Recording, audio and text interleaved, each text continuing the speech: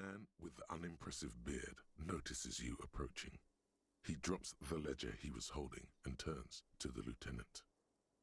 Mr. Gart, right?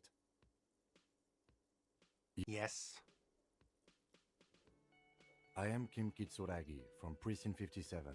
This is an inter-district investigation, so joining me from Precinct 41... No, you cannot. Officer, I was thinking more along the lines of your name.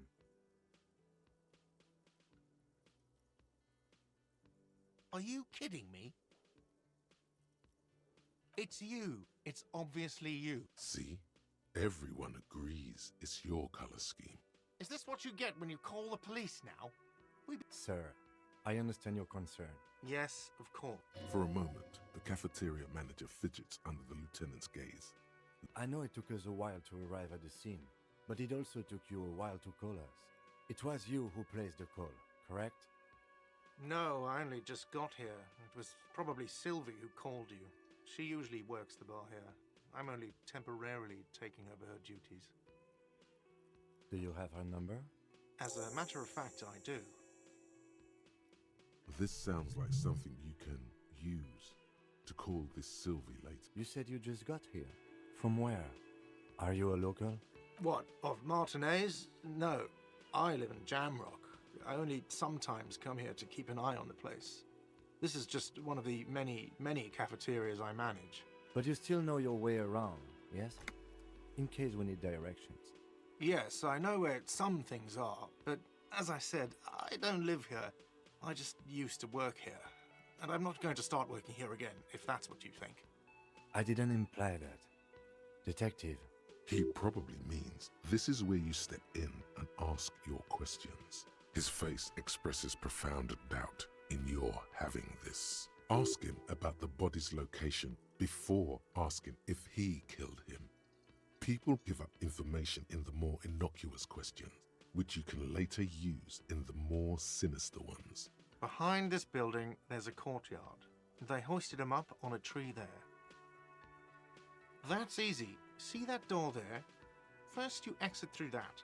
Then, to your right, you should see a big hole in the fence. A really big one. You can get to the courtyard through there.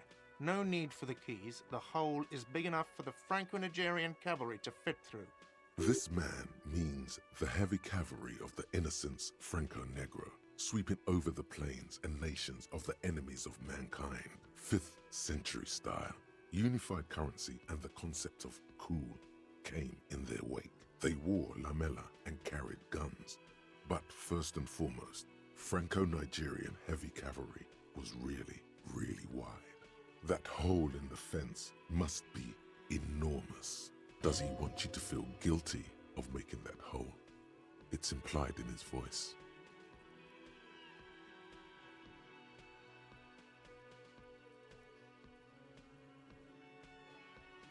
She went away because none of your business. Have they not been telling you you're a cop? Okay, you got me. She went away because of the dead body out back. And because I asked for her number. That's why Sylvie went away. I hope you're... Thank you.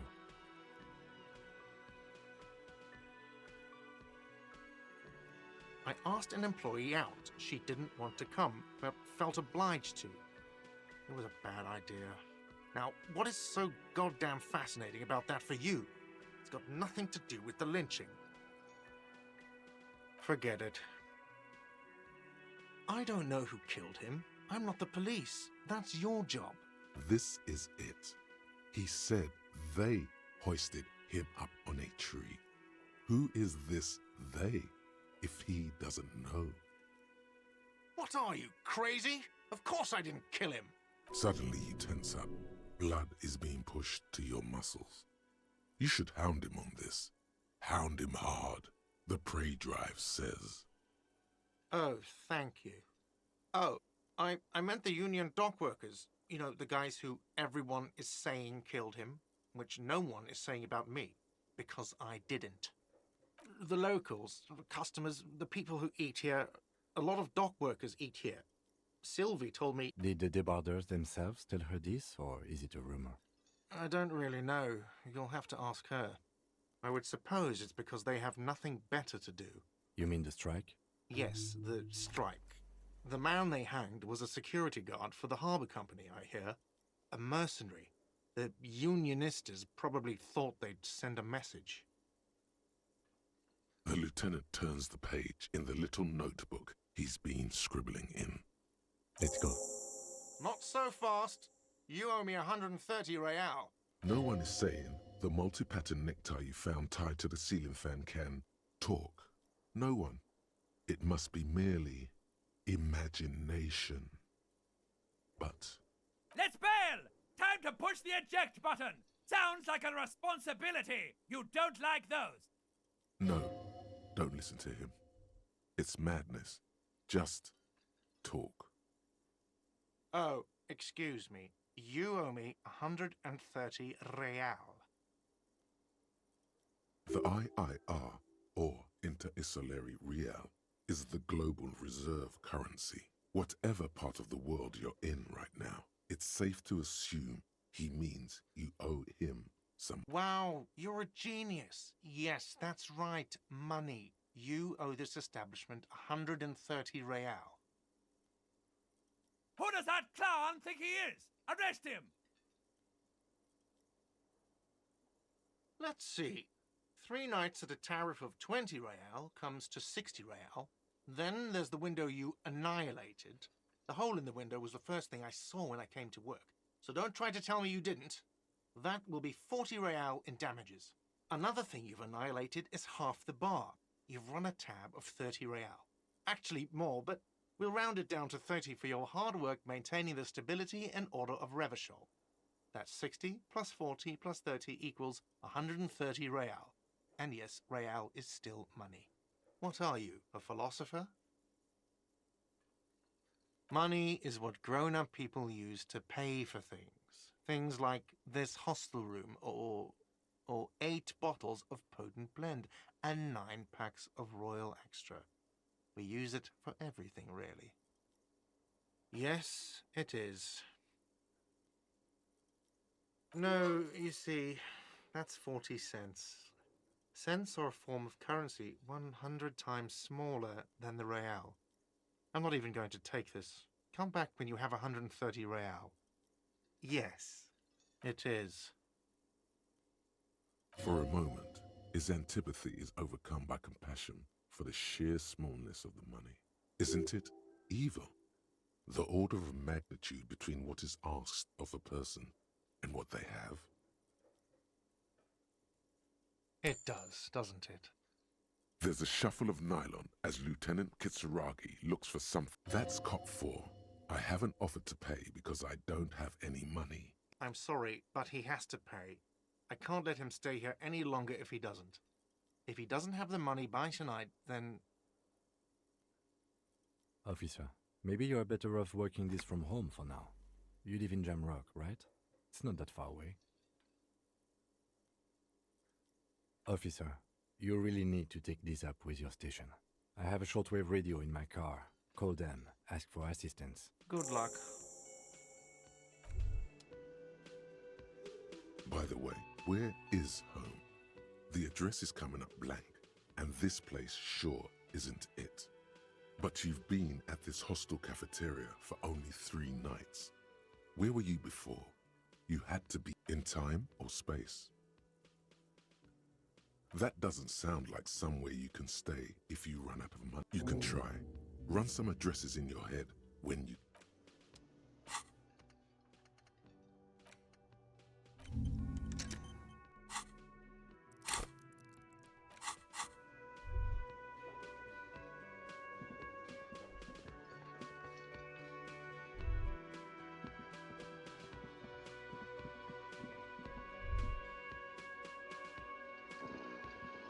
The worker is in a deep slumber.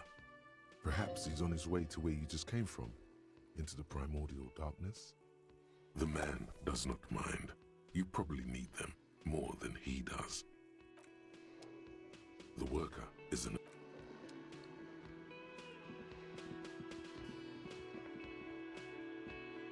Hello, sweetie.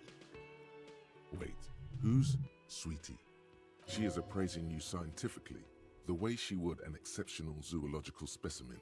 It's not like that. Why, you are, officer. You're a handsome man, officer, with your mustache and your chiseled jaw and that silly dimple on your chin. Love can be cruel, sweetie. Love can be cruel. That dimple is a flower attracting lust, vice, and sin. You must forgive me. I'm getting so scatterbrained. I completely forgot to introduce myself. I'm Lena. My husband Morel and I are staying with our friend Gary just down the street, but I come here for tea when they're away. This Lena is wacky enough for the motley crew. Hire her on the spot.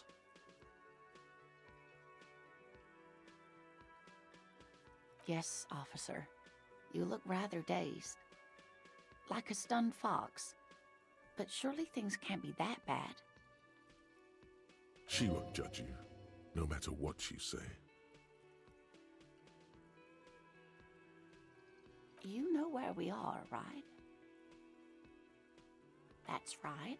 And where is the Whirling in Rags cafeteria itself located? Yes, indeed. We are in the fine city of Revachol. The new disco dancing.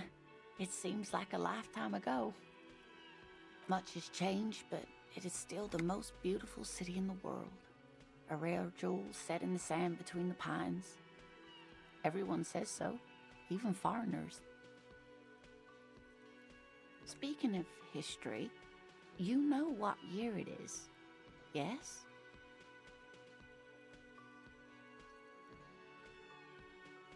There. The year is 51, and spring has only just started. She looks flustered, her hands smoothing out the creases in her blanket. The lieutenant studies you, rubbing his chin. I'm beginning to suspect that you might indeed be completely adrift in this reality, thinks the lieutenant. How can it be that bad? Never mind, we're in this now. Outside, the melting snow seeps into the cracks in the walls and the cobblestone streets, all the way down into the sewers. Above ground, the first maybells blossom. You can feel it, a great cold. Then the shiver passes. I can tell that this is taxing for you, so I'll just ask one more question. What regime are we living under? What mode of government?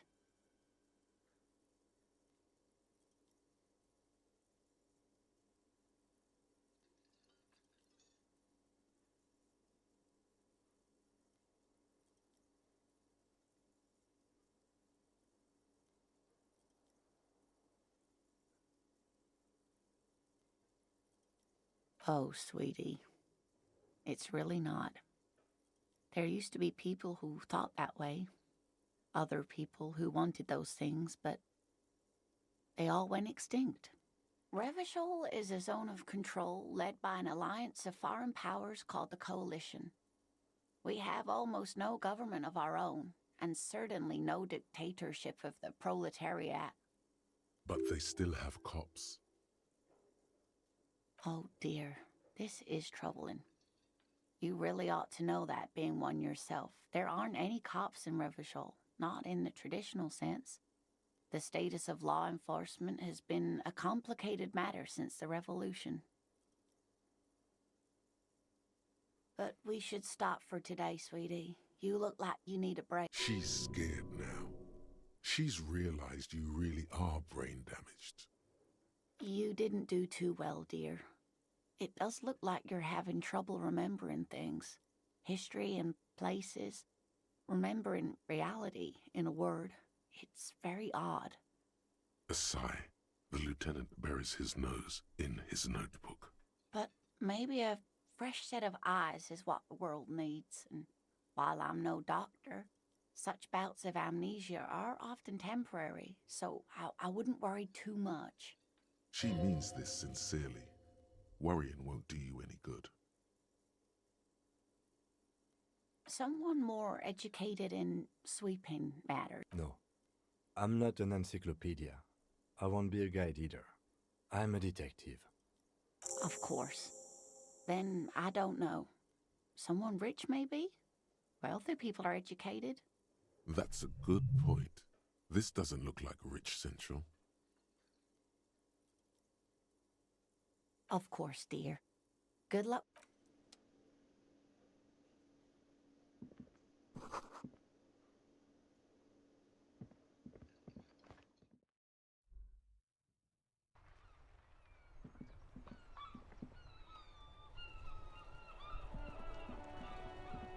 The RCM in Martinez. What can I help you with? We don't see a lot of police around here, that's all. The place looks the part. There's graffiti everywhere, and the traffic jam behind you is completely unregulated. Of course. What can I help you with? Me? I am just a gardener. She hides it well, but behind the sweat and dirt there is something else. Is there? The quickness of the reply certainly does not prove you wrong.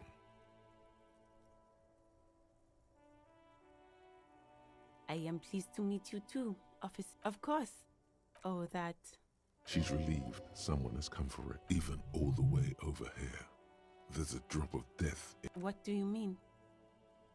Yes, sir. District of Martinez. He knows where we are. He just wants directions. There's the pier, the cape, Pier? Buildings? Apartments? the harbor gates, some shops and a bridge. The canal bridge leads to the coast, but it's broken, I think. Some kind of accident, probably. Just coast. There's a little fishing village there, and a fish market. But that got closed down ages ago. Rows of stalls under a broad roof, where silvery fish were heaped on newspapers. Water everywhere, pouring from the heavens in the shadow of the old church. I don't know. The abandoned kind? It used to gather every spring, but there's nothing to do there now. Just drug addicts. It's just water. No, actually, I think they call it the Martinez Inlet. There are some islands in the bay. In the west is the miracle. No problem. She's very well composed, back straight. Of course. I won't hold. If there's a corpse, then you're going to need those gloves for the autopsy. Sure, keep them. I have another pair. Really? None. Maybe just a... She must be very diligent about the glove use, because her hands are clean and delicate.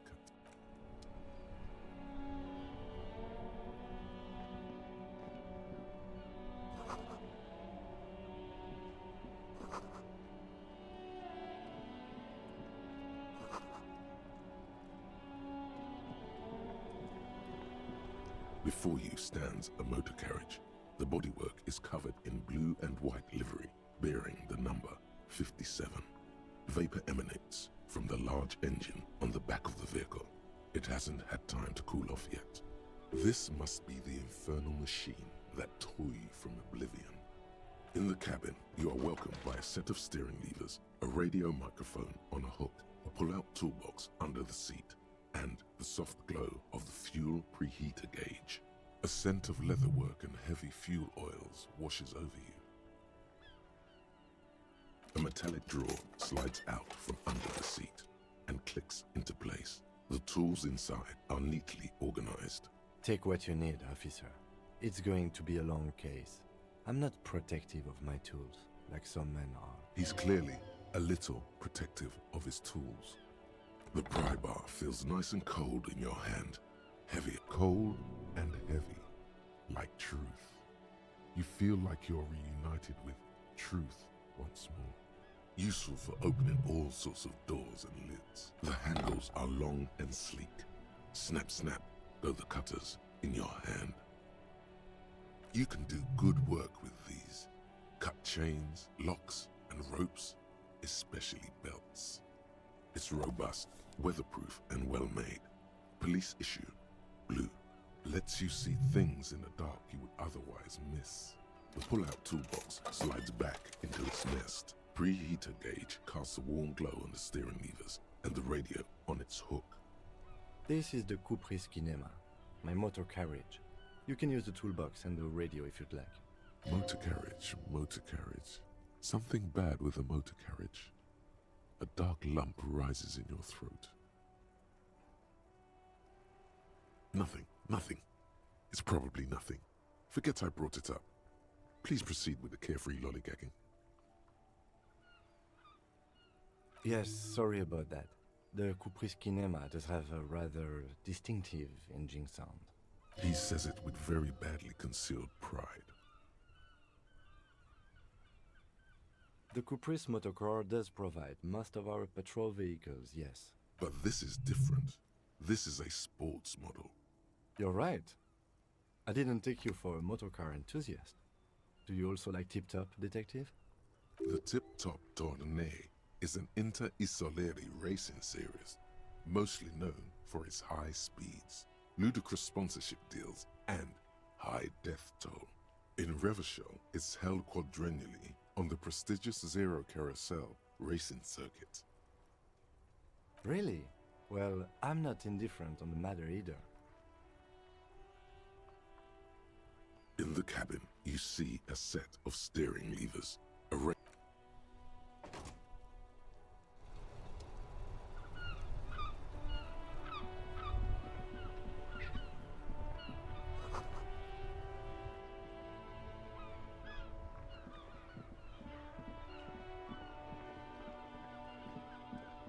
This Post Lavantorie mail collection box has been heavily vandalized with graffito.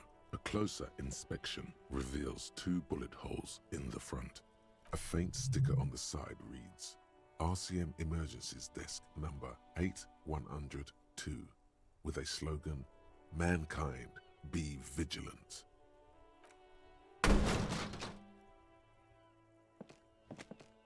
There is a hollow, saddened ring as you kick the Lavantorie mail collection box. It sounds betrayed, in disbelief even. Cool. You really showed that mail collection box. He does not actually think it's cool. If anything, the lieutenant feels sorry for the poor box. He's leaning in to inspect the layers of graffito that deface it.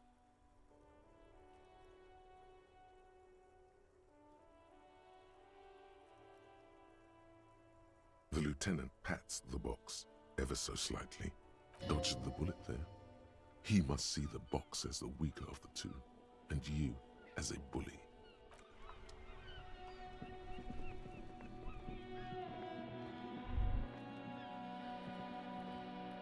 You see a set of tire tracks in the brown slush that covers the plaza mosaic. Hard to say. Your vision is blurred and you're having difficulty concentrating thanks to your relentless hangover.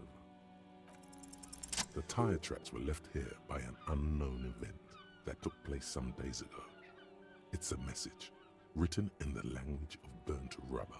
Some of that rubber stuck to the tiles right in front of the whirling in rags. This is point A. The driver started there, and then accelerated straight into the fence, left a hole big enough for the Franco-Nigerian cavalry, according to the cafeteria manager. Why that pang of guilt again? The hole in this fence doesn't look that huge.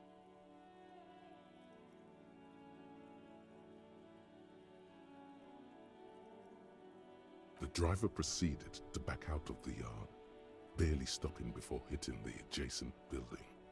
Before heading south, must have been in a hurry. You are correct. This is a rather motor carriage-friendly city. Somehow that makes you feel scared. You don't know why. I'm not sure. There are plenty of traffic accidents waiting to happen in Martinez. With the jam right here on the roundabout. You could follow the track south. There seems to be a canal there. See where they went. If you find...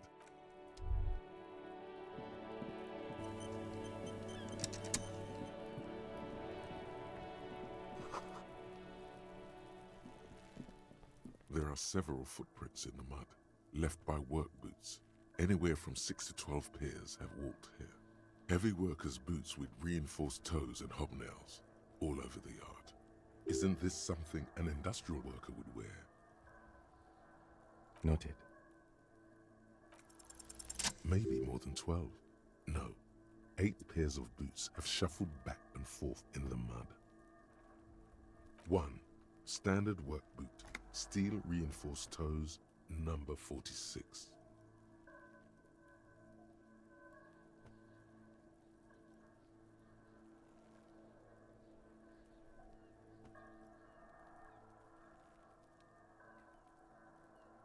Two, standard work boot, steel reinforced toes, number 44.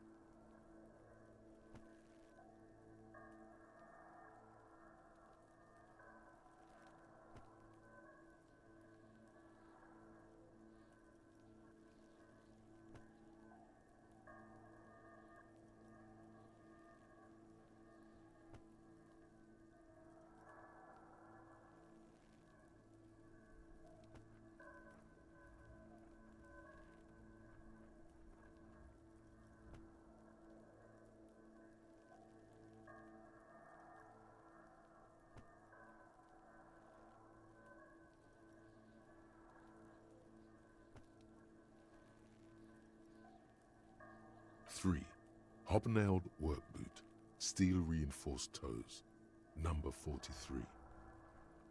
4. Standard work boot, number 45 or 46. You don't know.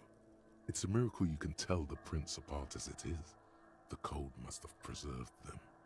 5. Another standard work boot, steel reinforced toes, number 44. 6. An aberration, light as air, even pace, same make of boot, impossible to tell. Could also have been, you're not bad. It's as if the whole world darkens.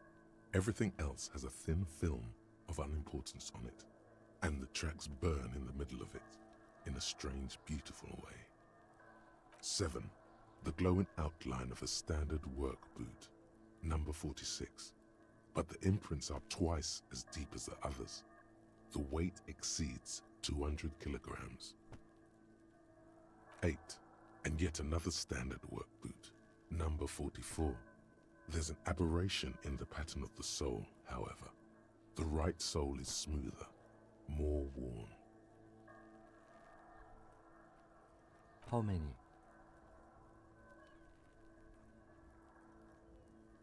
I was pretty off then. I counted 20. I never got the hang of it.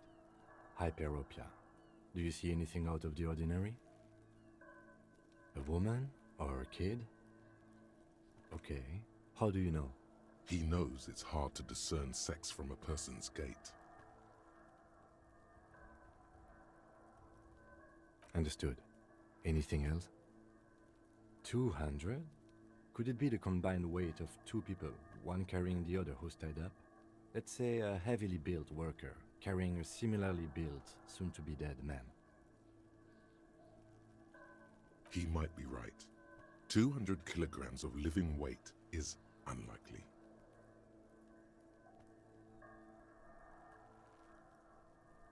Possibly, yes. But why? Yes, they could have used a makeshift stretcher or just march him up to the gallows. Maybe there was a physically impressive strongman in their midst. Someone who wanted to impress their peers. Even easier to carry on a stretcher, or between two men.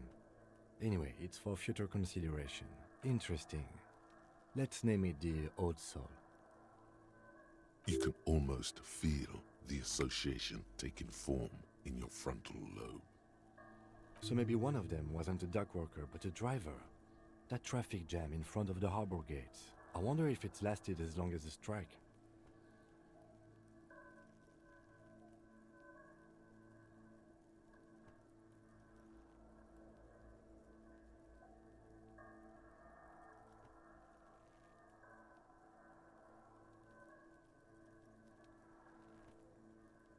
Check out the big brains on whatever your name is.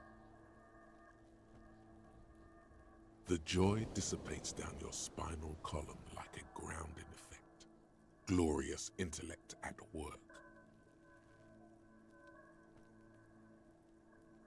Yes, a drummer. I don't know about a drummer. Seems tangential. However, we should keep our eyes open around the traffic jam. See whether anyone strikes out as a potential suspect. Seems prudent, no? You're right. Let's keep a low profile. A week, maybe? 7 days would fit the time frame. It is not impossible. I pulled last week's forecast for coastal Havashol. 7 days below freezing. The day before, the day of his hanging, was the last warm day. Correct again. Sub-zero temperatures would preserve the tracks in a good state. The commotion here could have taken place a week ago. What do I think? A mob of people brought something heavy to the tree. One of them was carrying the victim. They shuffled around, especially under the tree. Then, after hoisting him up, they stood in a semicircle facing his direction. At first glance, this appears to be a lynching. Indeed, they all stood in a row here and looked at the tree. Yes, everything fits so well. Carried him over, hoisted him up, watched him hang. This is easy. Isn't it strange to have your assumptions confirmed like this? This is what someone whispering suggestions in your ear would like you to feel.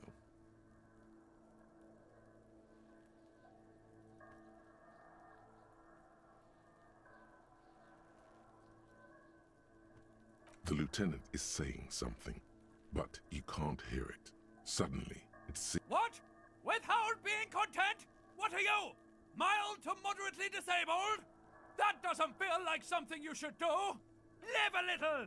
Everything on the damn crime scene fits like a glove. You should get shit-faced on this damn crime scene.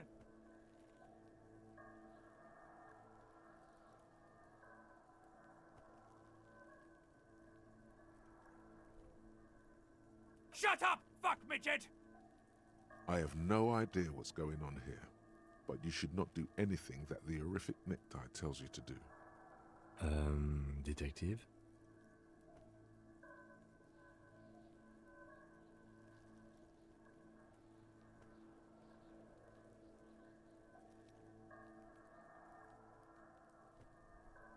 The lieutenant looks at you curiously. A beat passes in silence. The wind blowing, the cargo belt squeaking. The lieutenant doesn't understand what's happening right now. You're twisting at your tie, looking sweaty even by your standards. He needs to say something. I agree. Our assumptions could be wrong. Better not to have them confirmed.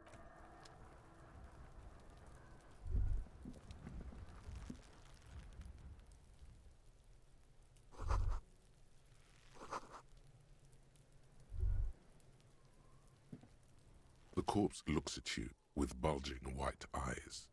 The face around them does not look human. It's swollen and ready to burst. His lips are fish-like and his tongue like a ball gag in his mouth. You seem to be holding your breath. A cargo belt twists his neck at an unnatural angle. The body below appears stiff. It's letting out an ungodly rot. The smell seeps in even through your clenched nostrils. Active decay. It's okay to throw up, officer. No one is judging. He's about to blow! Cock's gonna blow, Kuno! As you breathe in, the odor comes over you. It's a spell of the mind telling you to run, and your stomach to wring itself empty. With your hands at your sides and your eyes squinting, you stand in it. It's a puzzle. What's hanging in front of you is a puzzle of decaying flesh, tattoos, and tendons. Your muscles tense up. The vision in your dead angle darkens. You feel the sudden urge to push your hand into his soft gut. The spell has no effect. You stand eye to eye with it, the odor washing through you. This delicate machine, ready for picking. Instinctively you crack your fingers. They do after 7 days, yes. We are deep in decomposition here. The man before you is naked, but for a pair of underpants and enameled boots. His skin is greenish, marbled with decaying veins and blotched by lividity. A fading web of tattoos covers his chest and shoulders. The cargo belt used to fasten him to the branch above appears industrial in strength.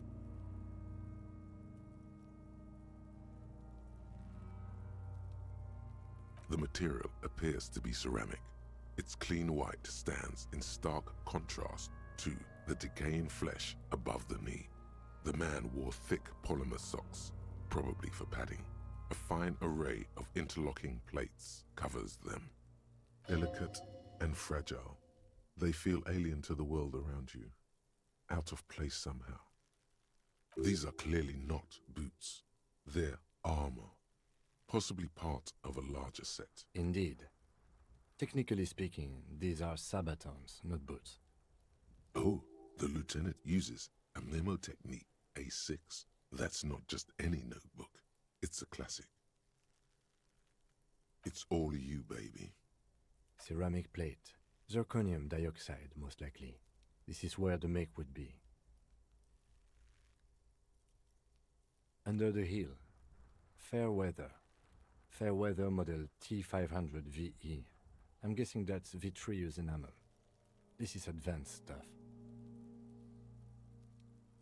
It is. It's expensive. We've requested similar material for our tactical units for years now.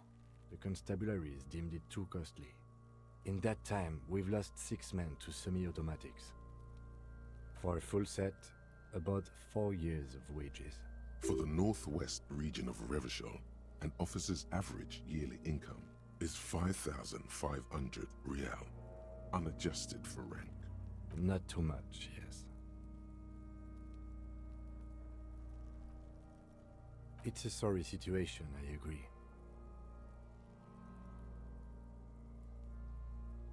That's for us to find out.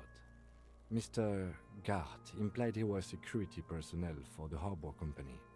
This confirms my own assumptions. Just something I scraped together from my station. An area report on Martinez. I'm sure you did the same.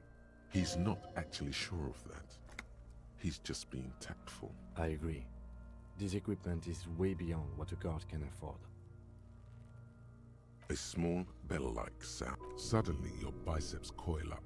Your elbow is sharp and cocked for a punch. Your fist connects to the boot with the same ding. The only difference is a barely audible click underneath. Did you hear that? A click? This is a kinetic redistributor. It spreads the incoming energy horizontally, from plate to plate. When the plates connect, there's a click. That's the sound you heard. See these lines? Faint, organic lines cover the plates where they separate into smaller ones. These plates then divide into smaller plates until there are hundreds of them altogether, like whirls of floorboards. The design looks organic, influenced by highly resistant wood materials, like lignum vitae and ebony perhaps. If trees were made of porcelain, this is what their cross-sections would look like. The smooth, glossy surface fractures into ever more intricate interconnections, peaking on the right sabaton, where you notice. The whirls are in the shape of a letter and number combination, E50, 100, 1000. Good. Can you read it to me? X5415 6745 67. We have a make and a number. That's something. We can use the radio in my kinema when we're done. Either station can chase it for us. This feels dangerous. The stench fills your nostrils. As you push downward, an ominous creaking sound comes from above. Stop! Pig's gonna pull his head off. Brutal!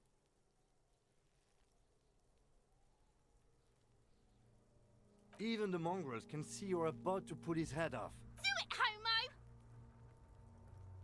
Pull his head off. There's no point performing an autopsy if you do. Indeed, from this angle, it does look like the neck isn't going to take much more. Being dead for a week has all but liquefied his muscles. What are you trying to achieve anyway? Why are you hanging on to that boot?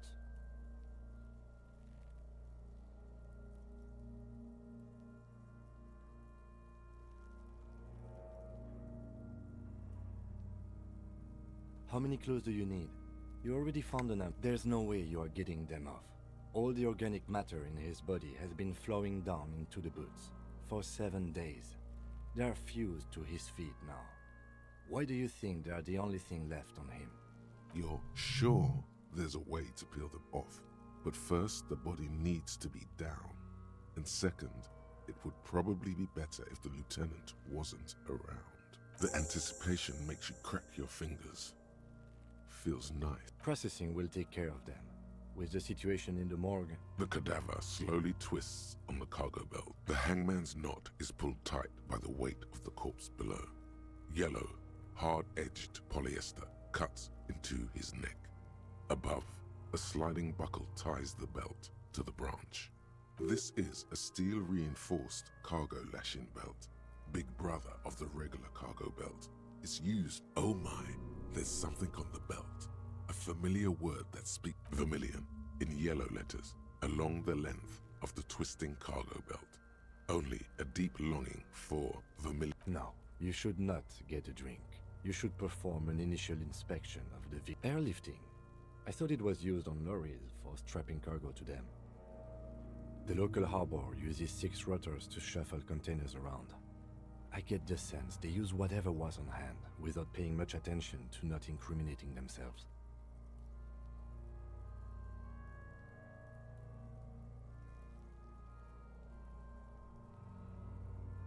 I was afraid it would be. Thin steel wiring, parallel strands. This makes getting him. The brief suggested as much. Politically motivated by the ongoing strike. Did you not get a briefing? Okay, you should ask me for one the first moment we get.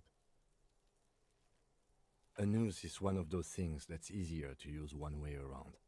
That ladder can't Could be.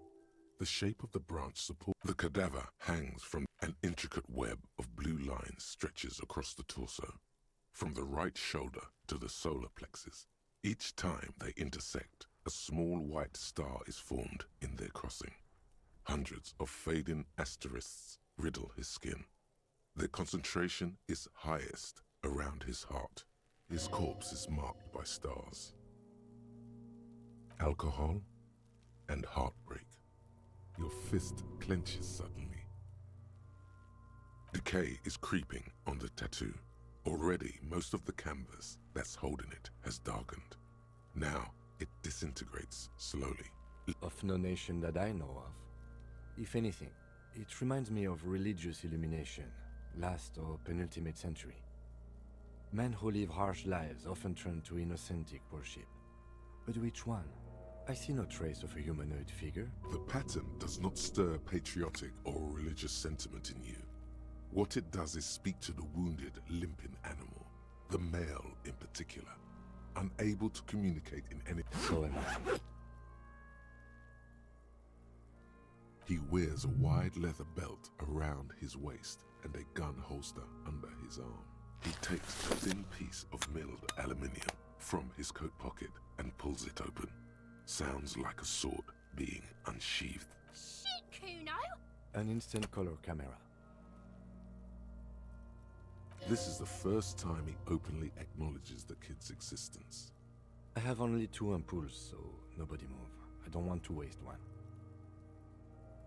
A sound, a shrill flash, followed by the breaking of a small... In case we need it. Yes, it is pretty cool, isn't it? There is only one ampoule left. It contains insight to the victim's person. By his build, I'd say this was a man of physical violence. The story here... Sure, just don't lose it. The glossy-eyed corpse looks by. His mouth mute, his eyes are milky white and blind to the world, protruding comically from their sockets. There is no one home, just subaquatic terrors there. These eyes used to be blue, baby blue. Dark brown hair grows on his head. His face is ready to explode from the organic processes inside. The death's head grin has passed. What remains is an unrecognizable mess. Underneath the curdled meat there is an expression, not carried on his features, but below, inside, an expression of pleasure. This man was experiencing joy at the moment of his death. Why do you think so? Okay. Good. The victim is of Occidental descent. Light brown hair. When he says Occidental, he means white. Originally from the Occidental subcontinent, Onmu Indi. I'm gone.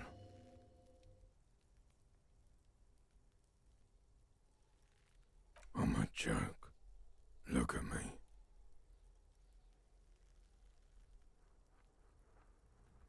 A killer. A motherfucker. And a killer. Takes one to know one. Go ahead, Cobo. Maybe I was getting my rocks off. Do I look like an erotic auto-asphyxiation type to you? Captain Coppadromo? I fear we are drifting. He didn't choke himself. You know it.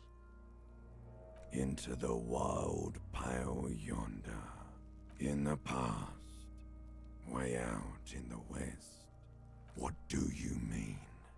It's the power of your imagination. Yeah, man! Don't be crazy! Inanimate objects and dead people can't really talk to you. Your wild imagination is doing this. Ask some more of those questions you love so much. He loves those because you're a copperoonie. Look at all of them go. Do you want more questions? Your lost Copodopo would have been so primo. Come back later, Copo. Amuse yourself with my frank manners and my memento mori features. Are you sure we finished the preliminary examination of the cadaver? We might miss some of these things once he's done. The cadaver slowly twists on the cargo. The steel-reinforced belt presents a unique challenge. I brought chain cutters. He doesn't actually think the challenge is unique. The cadaver is a good 1.2 meters up.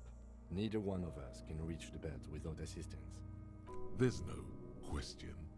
There's only an acrobatic maneuver would solve this situation. Nothing can go wrong with a good maneuver. I don't doubt your physical prowess, officer, but this is a grueling surgical procedure. I saw 20 steel strands in there, and the risk of acrobatic failure is one we cannot take. We must not become The fuck have you got against comedy pigs?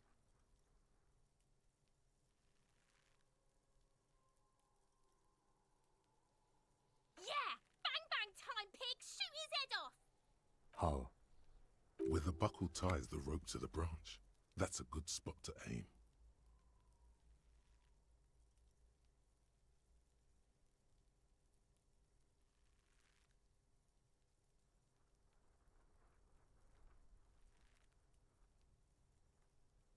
Where? Ah, yes, I see. If the shot hits... Yeah, now we're talking. They'll miss! The pigs will miss, Kuno! The lieutenant is undecided. On one hand, he wants to shoot some gun. On the other, it's an awfully stupid idea. The lieutenant's brow is furrowed. He appears too deep in concentration to even notice what you said. Silence, with his elbow sharp, and produces a lightweight firearm. He drops a paper cartridge in the barrel, separates the scouring stick, and gives the cartridge 5 tucks, securing it in place. That's a Kiel A9090 Armistice, mass-produced muzzleloader, ascetic, frugal, one of the most common firearms in the world. He then steps back and assumes the fellow's desk position, taking aim. The corner of his eye twitches. His finger is on the trigger. He's gonna fucking miss! The kid's voice is drowned in a shrill blast that echoes off the walls of the surrounding tenements. A cloud of smoke slowly parts in the air as the lieutenant... God damn it. A lot of things were wrong with that shot. The fellow's desk was the wrong choice. His shoulders were raised, but above all, he cannot trust his eyesight. Oh my God, that was so many types of wrong. Who taught Four Eyes to shoot? Whip up, he feels bad about it. About his eyes mostly. Just having bad eyesight. Probably from it. Fucking idiot! Mookabat asshole! Kuno could have hit it easy, but then Kuno's not fucking handicapped, is he?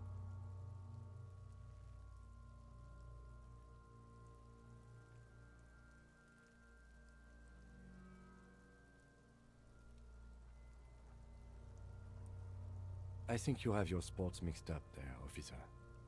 Bitches fighting. I have to say, it's beginning to look You know, you don't feel like too bad of a shot. Take his gun and show him how to use it.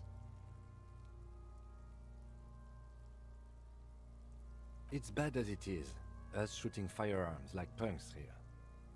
Go ahead, I'm not stopping you. Just don't hit the victim. They only have one! Oops. This is the sorriest pig. Officer, why do we only have one gun?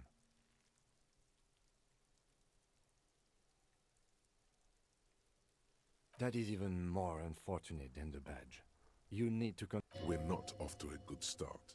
This... Take it, you fucking banana! The cold piece of bakelite and gunmetal is surprisingly light. Your fingers fit right through the guard, instinctively resting on the trigger.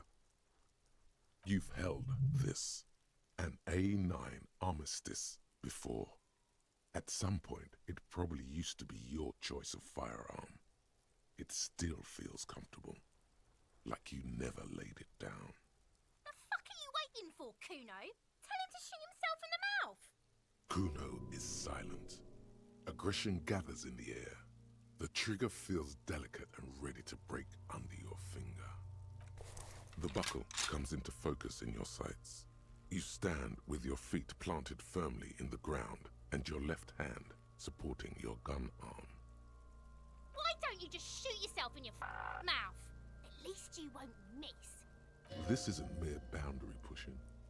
There is a true suicidal rage in the kid as she's provoking you.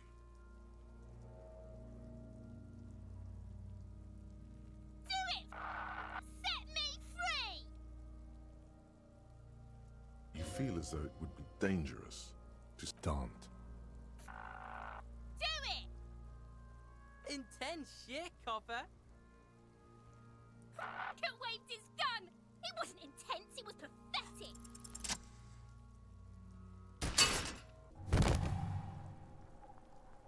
The buckle explodes into tiny pieces, coming loose with a whir.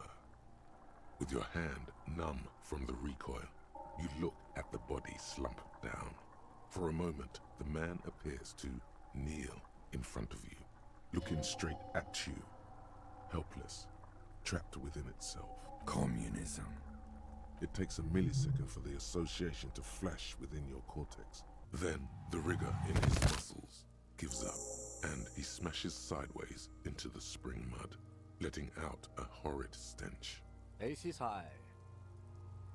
The Ace is High, a custom invented by the aerostatic brigades during the revolution, is used to celebrate success in Revachol. You could add an Ace's Low to it, if you like, by turning your back after the high and waiting for another.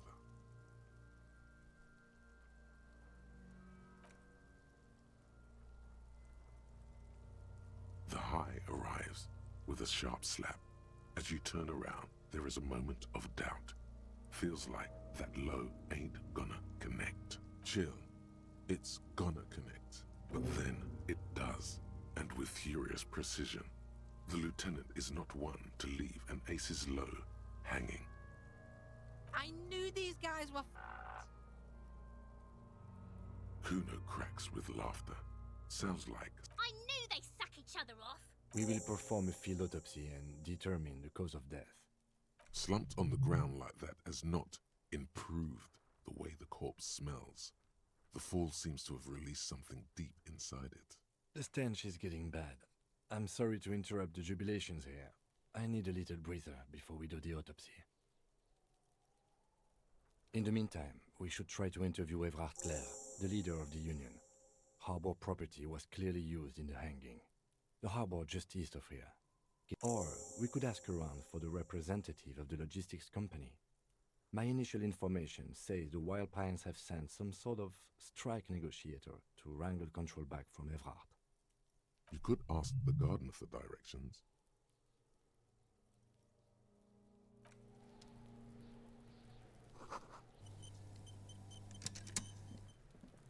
So you tried to kill Kuno's girl? What's up with that? You want to talk about it?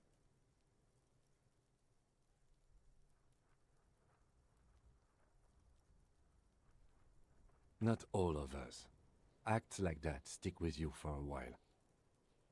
No one's moving anywhere. Do this shit again, and Kuno knows where you sleep. The pig who fucked his window up. I'm gonna climb in through that balcony. Sire, the boy has not really been in thine room. 'Tis but a falsification. But he could get in there. But you and Kuno are good for now. Pals, shoot that shit at Kuno. Let's have a jolly time. The determination in his voice leaves little room for doubt in his sincerity. He means every word. And you're back in business with the Kuno. Now what is it? Kuno is a merciful king, kind to his wayward subjects. Shitload pig. What's your question? Don't tell the pig shit, Kuno! This is where you quickly ask him questions. Real cop questions, like a cop.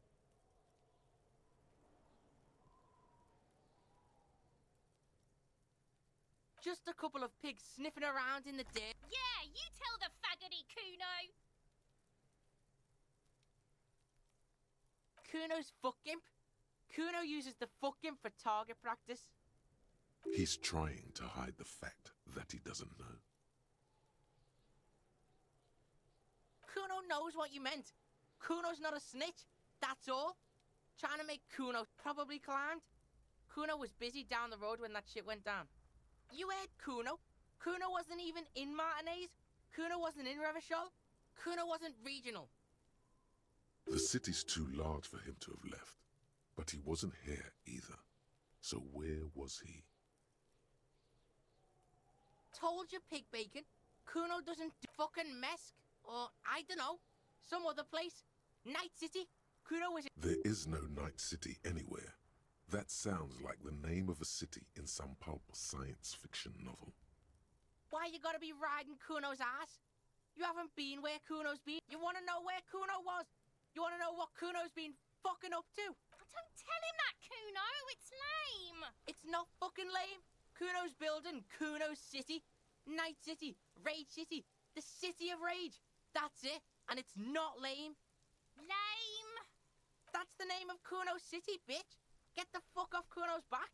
This shit ain't about that. What the hell is it about then? A city of toys? No, with this kid, it's probably made of cigarette butts, or maybe sand and melting snow. This is a minor discovery.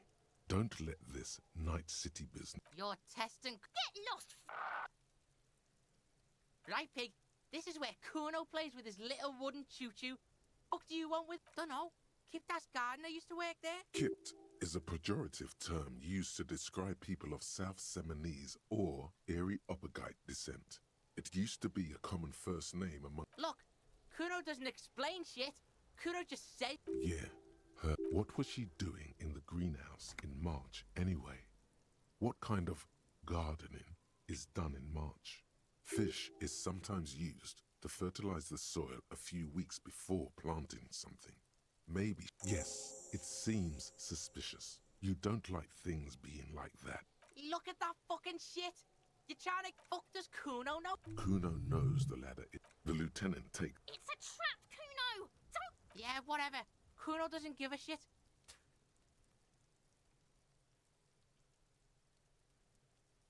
The fuck about it? You're Get lost. Yeah? Yeah, whatever. Kuno's... It's always Kuno, never I. Clearly the kid's using the third-person perspective as a shield. Kuno, primal, violent. Yeah? Think about it. Think about that rabid Kuno shit. He seems glad someone understood what he was going for. But right as he's getting distracted, you hear a malevolent hiss from behind the fence. Watch out, Kuno. He's trying to fiddle you. He's gonna put his hands on you. Help! Pig's got Kuno. Help! Rape! Help! He's got the Kuno, help! Everyone can hear. You need to get the hell out of here before. Calm down. Anyone watching can see you're doing nothing. Just keep it professional. Fuck that! Confront him!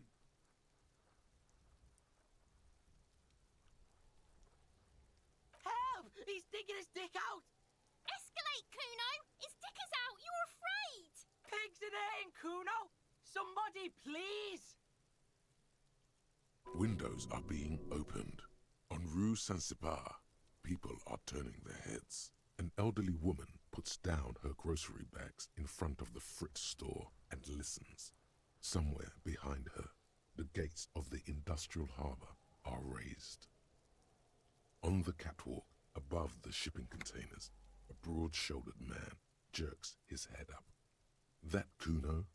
Cops getting killed out there. The tattooed Mesk next to him smiles. That's Kuno, all right. Look at his shit-eating grin. He knows there's nothing you can do to him. He's bullying you, and you are helpless. Kill him. Kill him now. He won't see death coming. Nip it in the bud before it gets completely out of hand. Right on his cheek. Just a light tap to scare him a little. Don't kill him. Scare him. How did this happen? You can still get out of this. Appeal to his reason.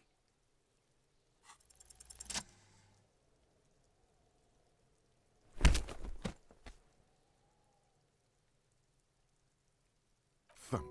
The blow connects surprisingly well, leaving your knuckles tingling. Kuno feels it. This was no light tap. What?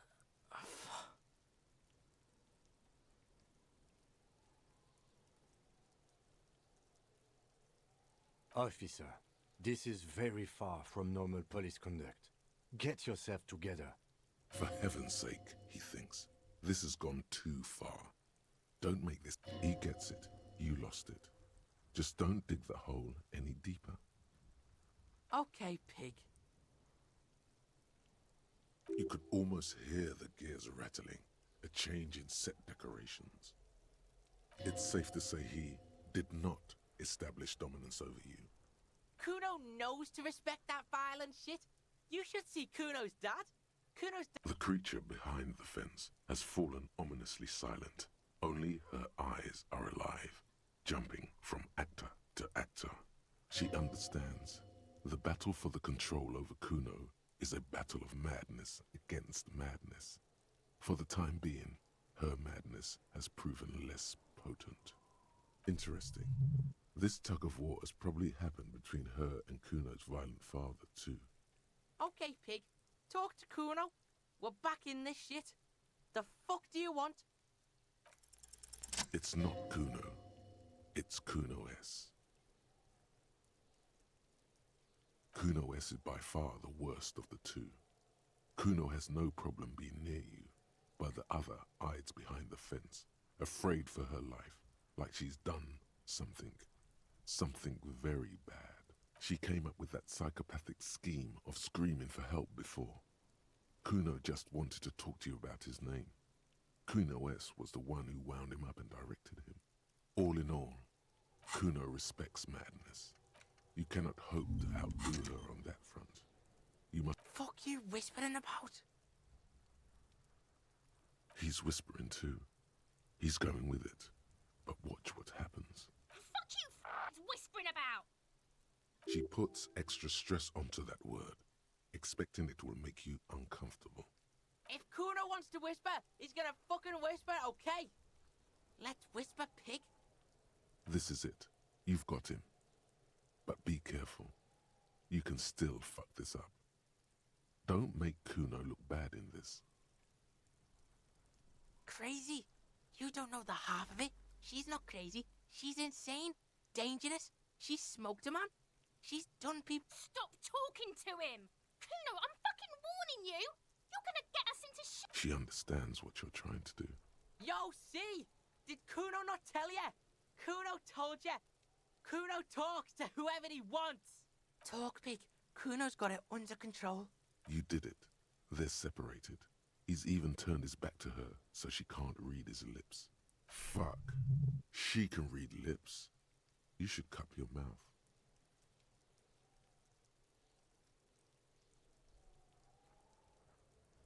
Fuck knows. She says it's the Song of Air people or some shit. Crazy people. The fucking Nakis. It's Suruese. The Suru are an indigenous ethnic minority in the social democratic powerhouse Vasa on the tundra and tiger-covered Isola. You mean evil little red-haired people like her? Sure. Interesting things aren't important. Yeah, she would have liked to fuck him up, but she didn't. Kuno wasn't around, and C was with Kuno. Look, Kuno's gonna put you at ease. We didn't do it. He speaks the truth, my liege. Yeah, she's psycho. None of that kiddie psycho. Cat burning shit. She does the real deal. Snuff radio shit. Believe me. And he doesn't even want to think about it. This isn't just another boast. How's Kuno dealing with this? Kuno's dealing with it just... Kuno's got this shit under control.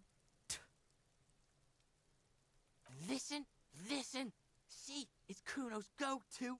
Kuno's protecting her.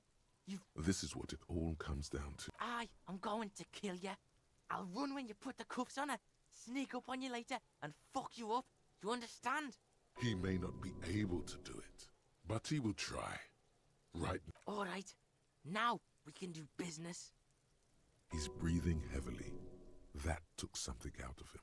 Yeah? What do you want? Kuno can hook you up with... Don't hook him up with shit! See? Relax. He respects the Kuno. Kuno made him respect the Kuno.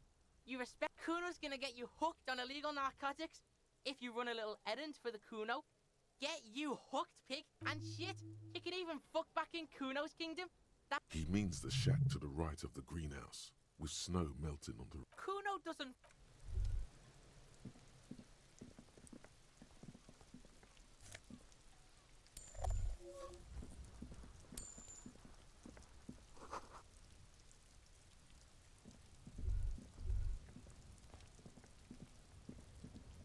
pile of Eternite looks stranger now that Kuno... Because, unless Kuno lied, there it is. You see a shabby little door.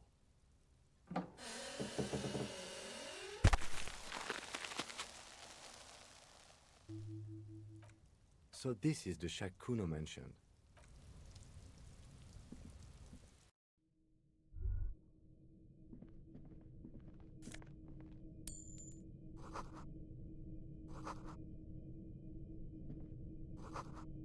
Be still, my beating heart. It's amphetamine. Sweet amphetamine. The lieutenant isn't studying the powder in the mirror. There's a good vague way to ask where he stands on drug use. Professionally, I mean.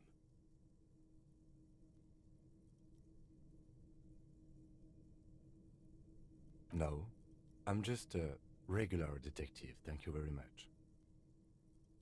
Perhaps not. This is below our pay grade, detective. See that ladder there? It's probably another way.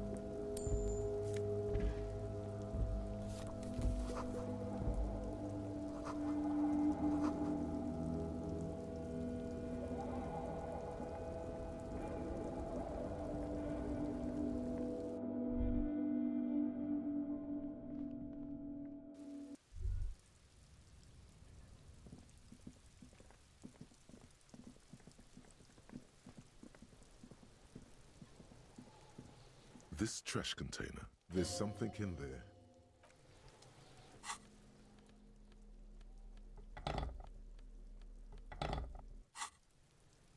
This trash container, just a trash container.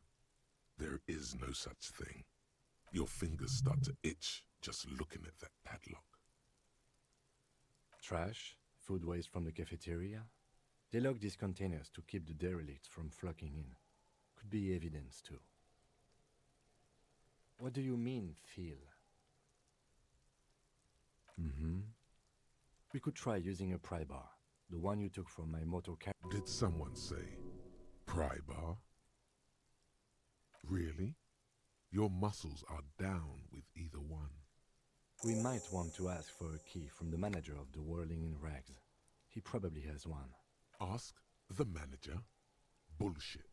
Go straight for the pry bar and you stick the pry bar into the fissure beneath the lid and push down. Don't. Maybe you shouldn't.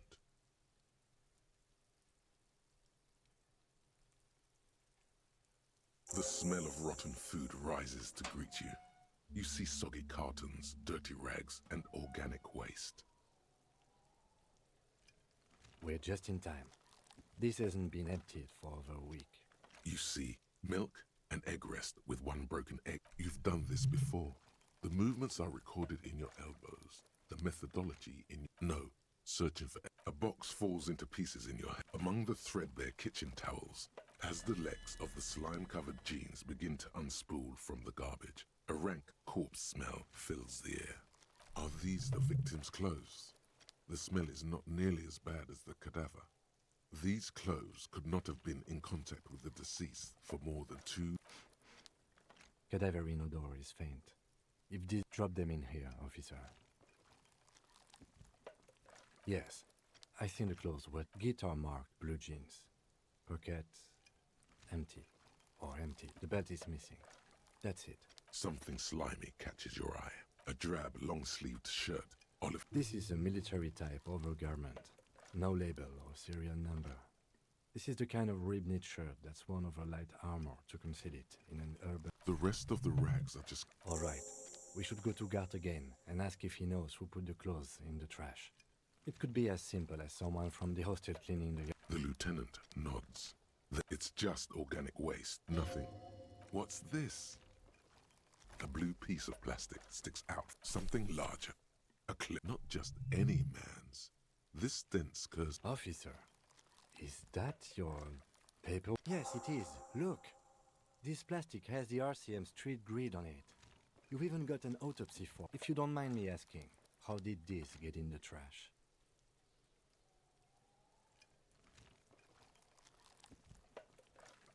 Well... His eyes express a rare condolence. Lucky we found it. You should take stock of what remains, just to be sure some has not made it into the hands of the RCM's adversaries. Organized crime and the like. It would also not hurt to start taking notes on the case. You pick out a broken mug with an oddly racist depiction. The container sounds a muffled gong. That's one thing off the list. Guillaume Lemillion. Bad news. Guillaume Lemillion did not become a cop. In 38, he went on a tour to the Signal.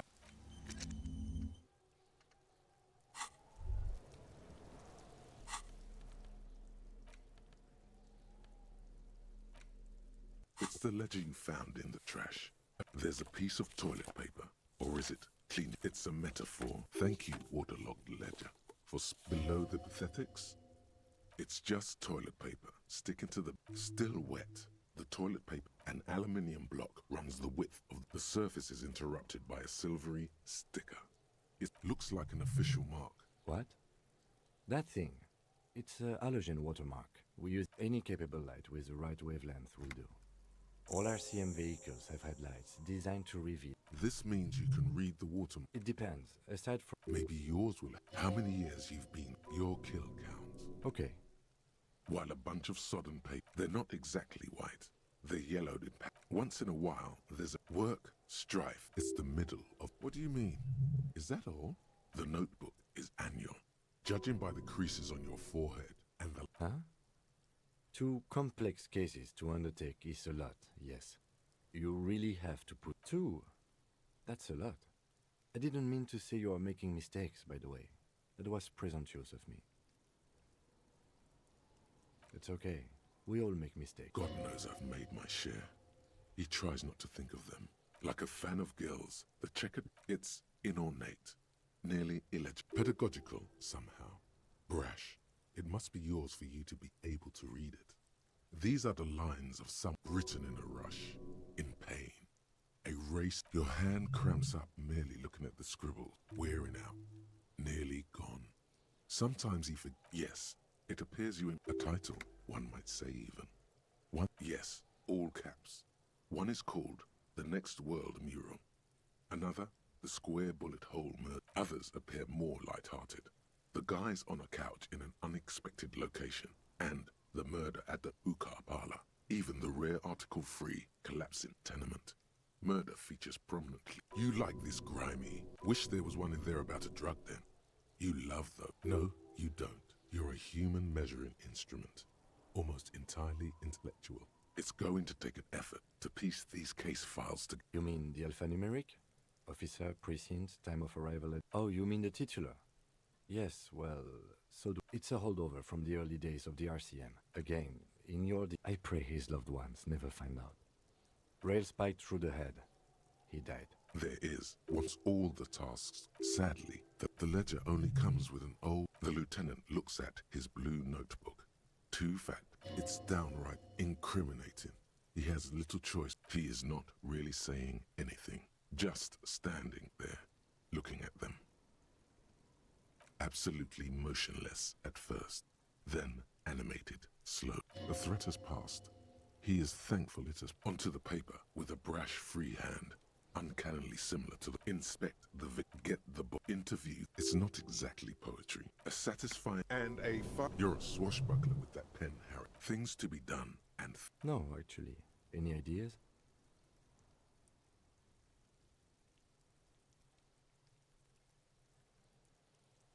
Oh, well, then maybe I can suggest one. Oh, that's actually what I was thinking. The Hanged Man. I like that. A good, strong name. I'm going to start calling it the Hanged Man. You don't exactly close them so much as arson, petty theft. You don't exactly close them. Yes, you can piece them together using the alphanumeric. Why, yes, every last alphanumeric in the files begins with it. And these are your case files. I got nothing. Yeah, it takes about half an hour to piece one together using the system you've devised. Not much has changed in the meanwhile. It takes about half. Not much is in the back. Then rip them from the binder and hand them out. According to 3, the topmost are misconduct fines. The middle one, you don't have to be an intellectual giant to do police work. A monetary penalization ranging from 20 to 250 real. Severe case, but they appear a tool for manipulation. These are quite all in a print, so a dozen pages of color of the iris. Yes, or what delicious power hid within this. The rest of the stinking cellular, it's made of dark blue plastic, hard enough to beat blue. The blue heart. Don't look into it. Something rattles inside, and something small inside. Permeables. It's not hidden per se. The compartment is made for permeable. The plastic shimmers like lapis lazuli. There's something there. There's pain in there. If you, with your hands, you four-sized page. The two sides of the board appear. The slides snap back into place. It should be without resistance or sound. 2 ticket stubs and a handmade postcard. 2 octopuses are smiling, reaching their tentacles toward each other in the colored pencil drawings. The tickets permit access to the zoo in Revesh. The words just crossed your mind somehow. Who do you think? You. Thin wax paper has been glued to a piece of cardboard. Sounds like it smells of chewing gum. A touch of cinnamon, the end of summer. Familiar handwriting lines the inside of the card. A young woman in her 20s. There is care, effort, and a smile, you think. Although that is not something you can read from someone's handwriting. Harry, it begins. You're already reading. I wanted to write you a letter so you can read it when you wake up. Maybe it will make you happy. Throw it away, please. A merciful wind blows in from the bay of Revachol, dusting the ground at your feet and raising newspapers far away. You feel the card slipping into it.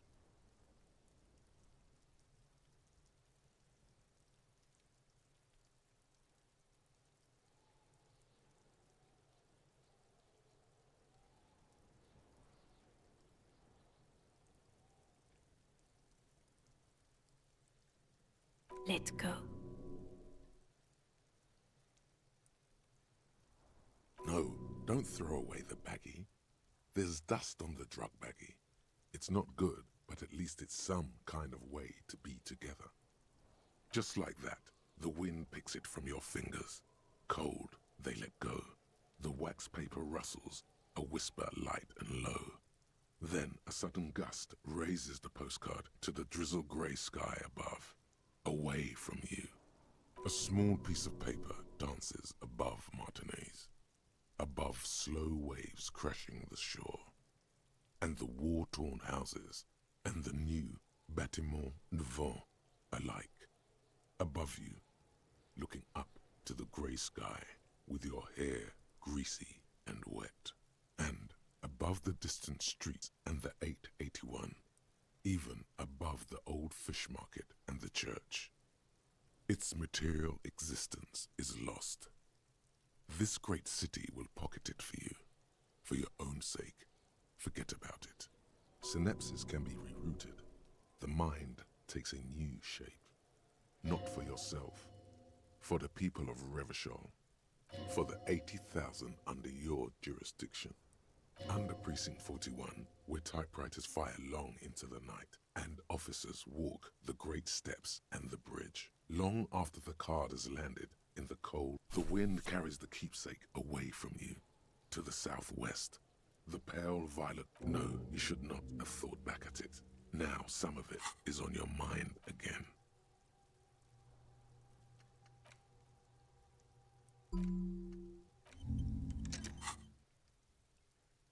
The ledger of oblivion-induced mental health. The acidic you know, like the bits they put into public piss bowl. Your nose does not.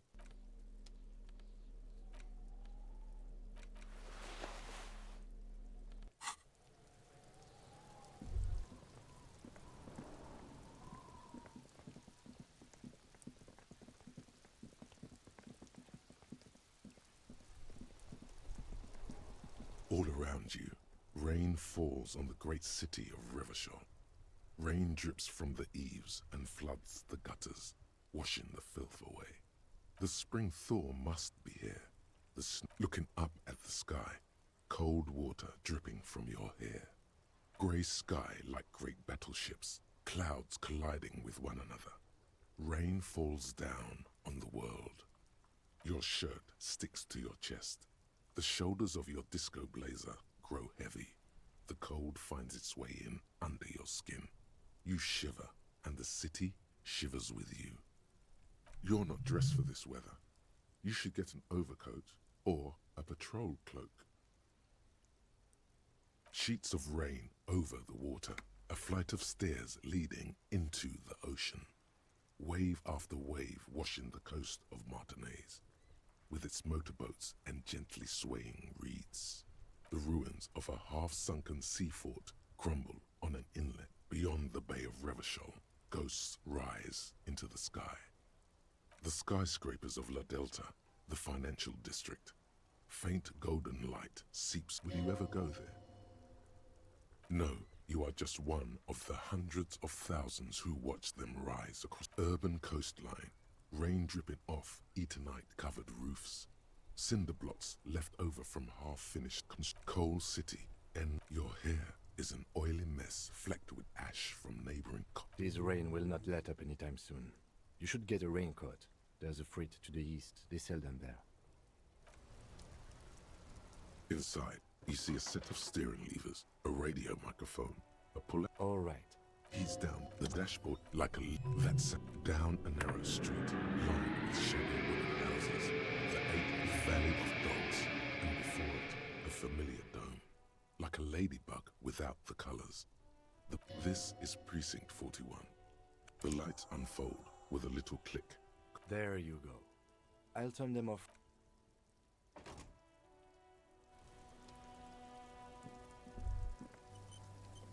As you hold your ledger's clip under the headlamp, an iridescent hologram appears. A street grid and the veins of a great river. A familiar sensation washes over you. There she is. Revachol West. Around the borders of the watermark are dozens, no, hundreds of micro-perforations. The rectangular watermark is overlaid with the logo of the RCM, and yet the major arteries of Revachol are all recognizable. They shimmer in the Kanema's headlights. A rat brazenly darts past you and disappears amongst the stopped lorries, in the middle of a broken plaza in a cone of light. Ah, Martinez. Let me see. Right here. It has its problems. The rectangular water. Let me see. Right here. Oh, yes. All of them. There are many of them. And they are divided into three. The first row has 18 dots. The next is the you count. The last row has 3 perfect. As you look at them, you feel your index finger reflexively contract 3 times. And something you'll do again. Those are perforations. They represent your record as an officer of the RCM. They are your statistics. Alpha male officers who are proud of their numbers often do. It's meant. Son, here is where we score your life performance. You better hope it's good. The first row represents your years of service. 18 years. Okay, not bad at all. What did you do before you volunteered?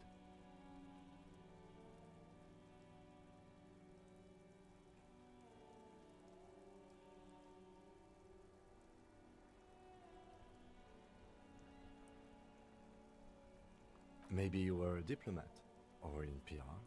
Doesn't matter. This next row, the one that wraps all the way around, is your number of closed cases. Closed is good. It means finished. You've got, let's see, wow, more than 200. It's quite a lot, even for someone who's been on the force for nearly 2 decades. Usually, clearing more than 10 cases a year puts you in the 90th percentile of all RCM officers. You know the answer already. The tingle in your index finger gave it away. That's right. How did you know? That's right. A killer of humans. For an RCM officer, especially Precinct 41, which is in the Jamrock quarter, it's rather tame. I mean that in a good way. What's it feel like to kill a man, Mr. McCoy? A young woman asked the man across the desk from her. Honestly, babe, says John McCoy, crossing his ankles over said desk. I don't feel anything anymore. It's just... There are certain officers who treat their kills like some kind of ghoulish game. If they do happen to solve a case, it's usually by accident. But it seems as though you are, or at least were, one of the good ones. So we have that to be thankful for. He's sincerely glad you're not a scary predator.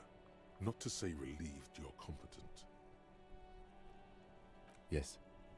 It's not a problem for... Everyone has their own method of coping. Some more effective or self-destructive than others. Personally, I find it helps to keep up a few hobbies.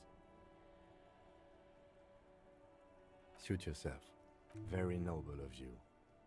Are we done here? The lieutenant nods. Right. I'll go turn off the light. Hello again, officer. Hello again, officer. How are... Well, this might be the last snow we get. At least I hope so.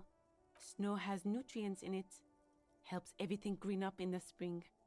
At least that's what my grandma always told me. Yes, think about the cute grandma, not the weird snow.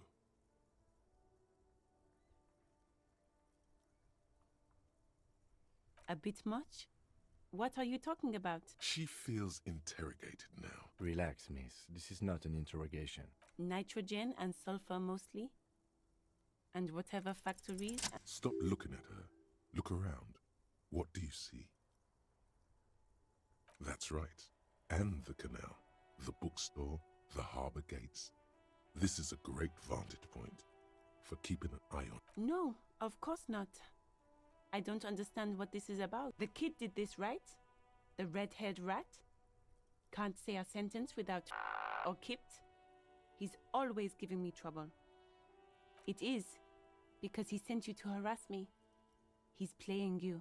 He hates the police. You've been resting here for quite a while, haven't you? Yes, I'm tired. I understand. The RCM isn't welcome here, and the locals want to keep an eye on us. There's silence, the smallest of smiles. That's okay, miss. Do what you have to do. I think we're done here.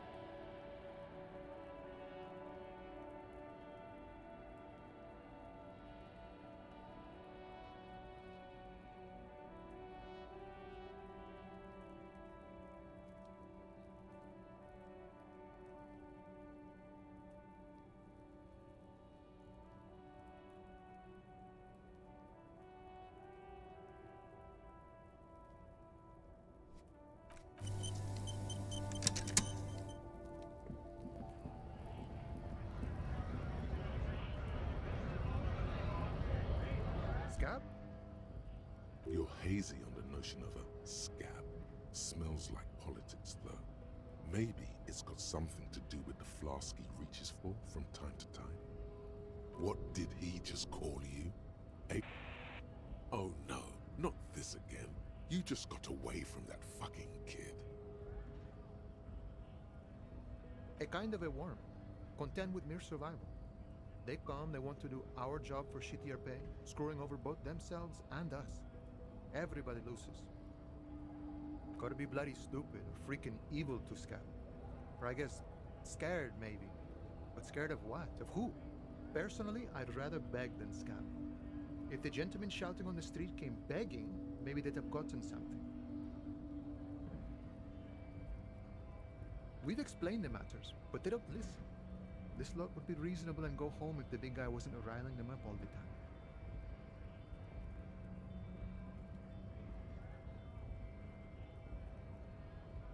I was just messing with you. No one's ever seen a cop scab. Imagine, you cops going on a strike, but then another cop comes in and says, "Let us cop for less money."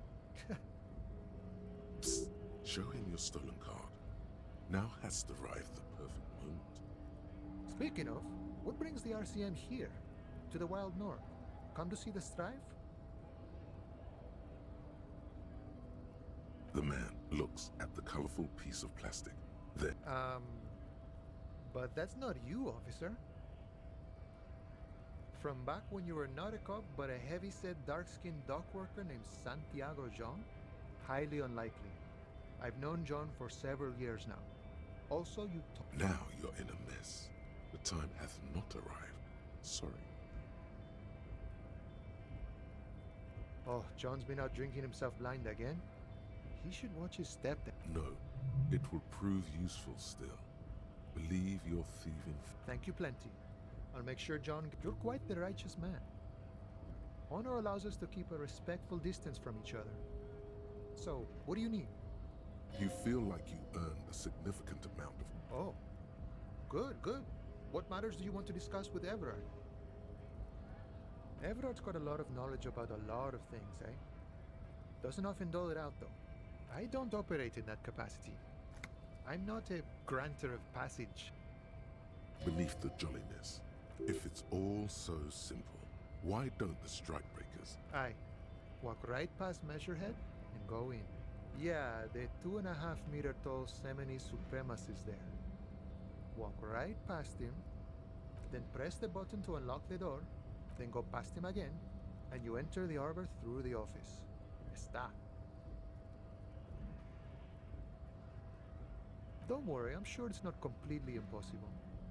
For example, you could best Measurehead in a physical confrontation, or you could convert to a Semini supremacist worldview. Or... not yet, no. He's incredibly strong. Nothing a couple of solid hooks from Dexter and Sinister. Sure.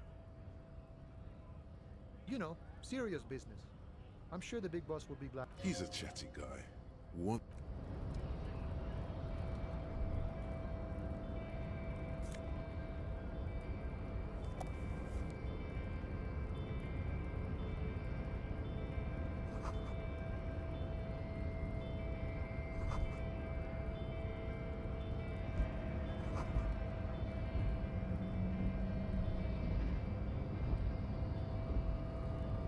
Body betrays your degeneracy. Yeah, Measurehead. His body Your body does not betray your degeneracy. That's a lie. You're in great shape. Don't say anything. Size him up first.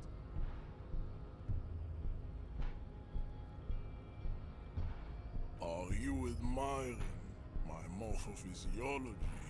It must be frightening to stand in the shadow of this racial pin. What is this, androgen? Things are not as bad as they look. Sure. I can see you were once an athlete, then deteriorated in your 20s. Jean, look. His body is betraying his degeneracy proof. You have succumbed to Al Ghul. You reek of it. An invisible sword of Al Ghul emerges from your throat. No, you don't. You need to get another drink. Show him the ham still got it. Jerking motions. Signs of a late-stage neurodegenerative disorder. How far the Occidental haplogroup has fallen. You were once a noble and powerful race. You gave the world eugenics, electricity, and powerful weapons of war like missiles and aerostatic aircraft. You made great gains in metallurgy, race theory, and statecraft. You dominated lesser cultures, like the You will be... It is, baby, yeah. There is a button right behind him, just out of reach. It must be the one that opens the door to the heart. That is right. You should leave the stage of history with dignity. Bring your troops to the city walls. Will be lined. This is your chance. He's talking. No, there's a peaceful solution. You could internalize Measurehead's race theory. Do it now.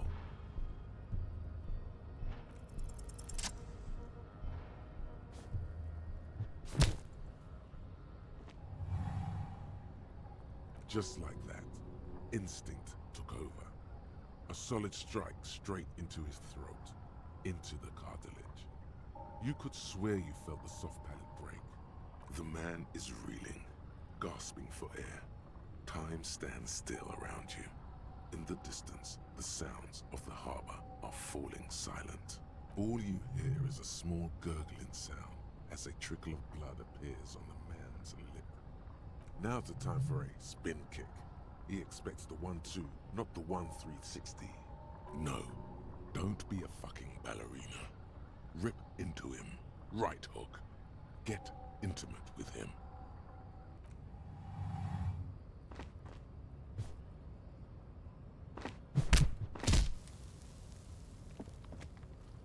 The man lands with a dull thump, like a broken down puppet of muscles and sinew. For a moment, he still tries to keep his head up, dazed eyes looking at you with unimaginable surprise. To your left is the button. As you slam your fist on the button, the man collapses entirely, his head rolling to the side. Looks like you're the new Measurehead now. Her voice is surprisingly calm. No one is the new Measurehead. Let's go before he gets up.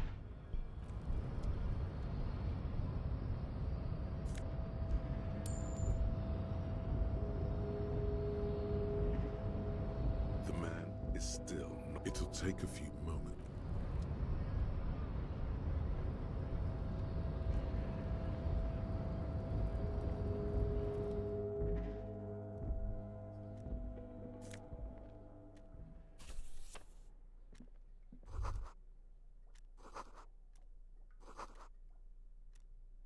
On second glance, It's unfortunate for the Union. let's see what's inside. The drawer opens, hundreds of and the same material. It's hard to make sense of this thicket of company names. Whatever's hidden here, it appears to remember, Leah. All items on the list have been crossed out, and then Everard Clare, probably. the special. What is so special about this? Remember, Leo, all items, the drawer slides. Aces low.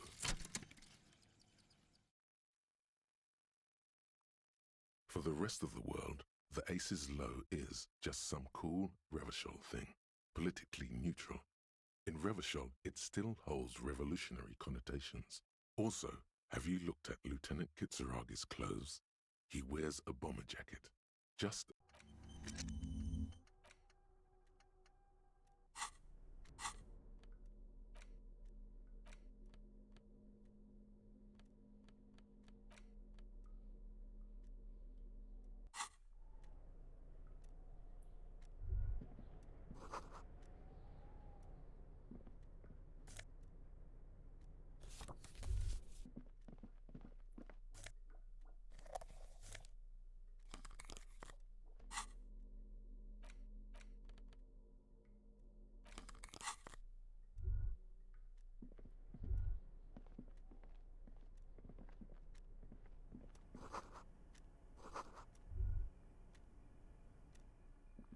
An imposing combination. The machine swallows your coin and seems to be waiting. Your fingers run over the dial pad.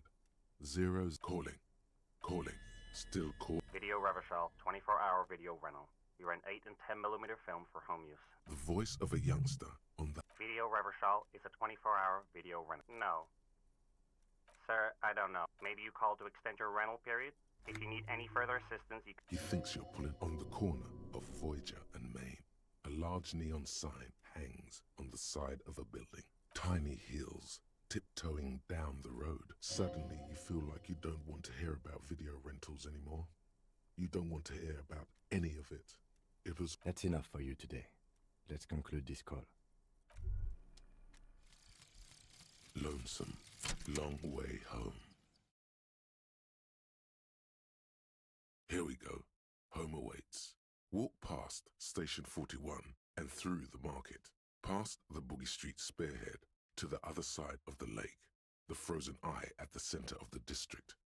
Then...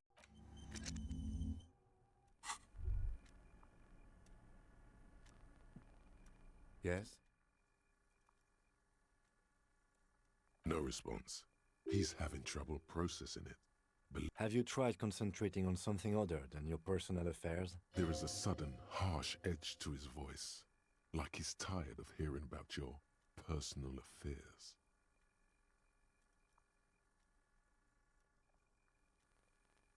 Really?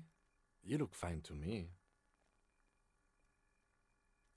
This psychodrama is unbecoming. Clearly, he prefers to think you're malingering. He cannot fathom that anyone could drink so much as to retro... Then you should consider seeking medical attention. You can use the radio in my kinema to call your station's Lazareth. Was there anything else you wanted?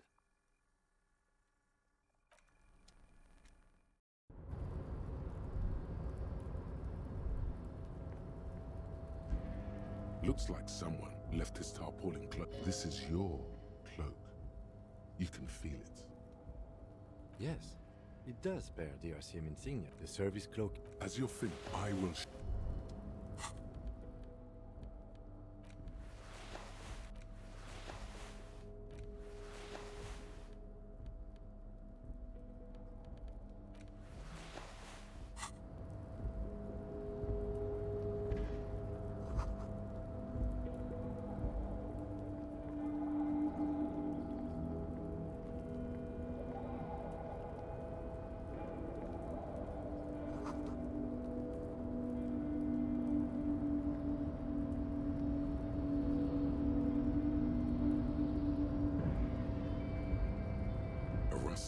Marsh.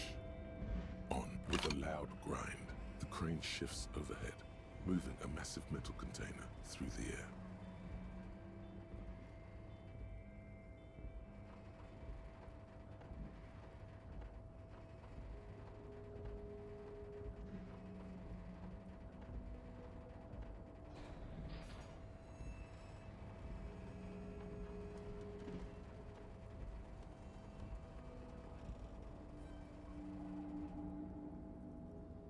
With a surprisingly quiet thunk, this crane was built with a purpose, which has now been fulfilled. If only... I can't see how that was worth it.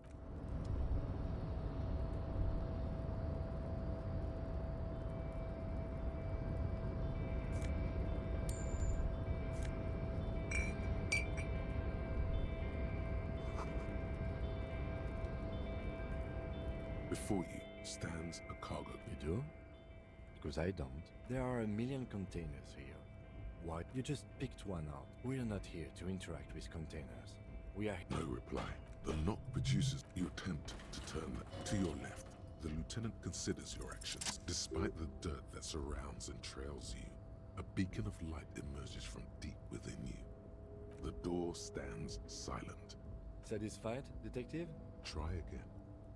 Just like that, you hear a click, then a rattle. Some mechanism unlocks itself inside the door. Ahoy! Come on in! You can't be serious.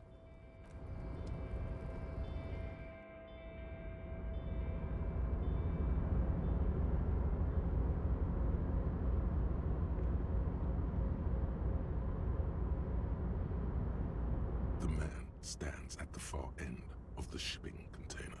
It's hard to say anything more about him. You cannot make out any of his details, but you do. The feeling causes all the hairs on your body to stand at attention, like something's amiss. The light beams bend in the general stillness. Only Welcome. Come in. Make yourself at home. you can't hear him exactly, yet you're able to understand every word he says. It is very strange. An overwhelming hum covers everything. Voice doesn't escape from him. Now, what can I do for you, gentlemen? Who am I? Oh, I haven't been asked that question for such a long time. I don't meet a lot of people outside my circle these days. Anyhow, my name is Rustam Diodore, investor, license holder, and extremely high net worth individual. And you are? Mr. Diodore, I am Lieutenant Kim Kitsuragi of the RCM, and this is my partner. Pleasure to meet you. Though I'm sorry to hear that a good public servant like yourself is enthralled to the drink. A man can't serve two masters in my experience. To be perfectly blunt, I inherited my fortune from my grandmother, who herself was an extremely high net worth individual back in Krakow. All I did was take her fortune and invest. And blow. Actually, at the level this guy is, it takes several generations to do that. But I gotta tell you, at first, being rich is a lot of work. You've got to work hard because everything's so darn expensive. You know, prices increase exponentially at this income level. But then, once you've reached my position, it's nearly impossible for me not to make money. My assets are so diversified that I'm bound to come out ahead no matter what. Some of my lower net worth friends say to me, but doesn't that take all the fun out of it? And I tell them, not really.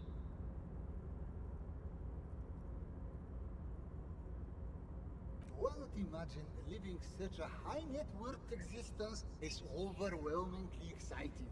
But yes, as you know, traveling. This is a great way to get around. wouldn't say it's exactly safe now, but financially secure individuals are known adrenaline junkies. By the way, let me now ask you a question. Where are we exactly? In the very, very early days of colonizing this archipelago, the kingdom of Surens, a precursor of a modern Sur-le-Clay. Ah, a fellow history buff. I myself, it's a shame I can't get out and explore myself. One of the downsides of being an extremely high net worth individual is that mobs of smart, you know? It also provides a means to hide from all the targeted luxury yachts, high fidelity portable radio systems, fail-proof outerwear, and so on. It just gets a bit middle class after a while. A bit bourgeois. Don't get me wrong. They're nice things, but once you achieve a... He speaks from the heart. He has very different problems compared to low net worth individuals such as yourself. Go right ahead. I don't see how it's appropriate for a representative. Come now. There is not even a cent of corruption here. I'm merely, as you may know, us high net worth individuals do have a lot of cash on hand. Here is 3 real. Come on, man. He's got to have more than that. That's the idea, my friend. Maybe you can make that money grow. This is a proposal. These ultra-liberal types love losing huge sums of money on ludicrous proposals. Ergo, you should come up with a plan that's totally dead in the water.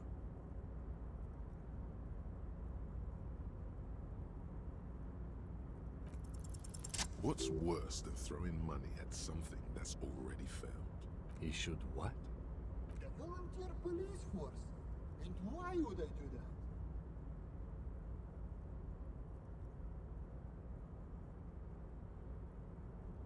Just a minute. The RCM has its difficulties, but generally speaking... You No, that's exactly what I've heard. From what I understand, the RCM, as currently constituted, is essentially a lost cause. Still, the idea of a privatized police force is extremely forward-thinking.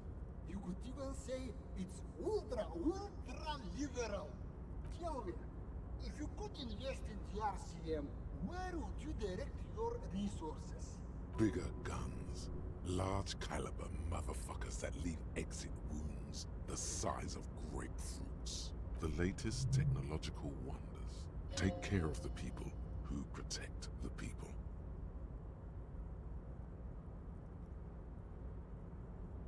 The RCM's problems aren't the kind you can solve with... If I could interject, the RCM's problems are mainly structural. We are hamstrung by a lack of clear lines of authority, and our system of performance reviews strongly disincentivizes interprison cooperation. I think the lieutenant's right. Your problems run much deeper than equipment or funding. The entire org structure of the RCM... Yes, that's precisely what we need. Hell no! Can you imagine how much work that would take? To think about investing is the less work you have to do, the better. Don't overthink. That's what return on investment means. The lieutenant's disappointment is palpable. Now, was there anything else I could help you gentlemen? Why go so soon?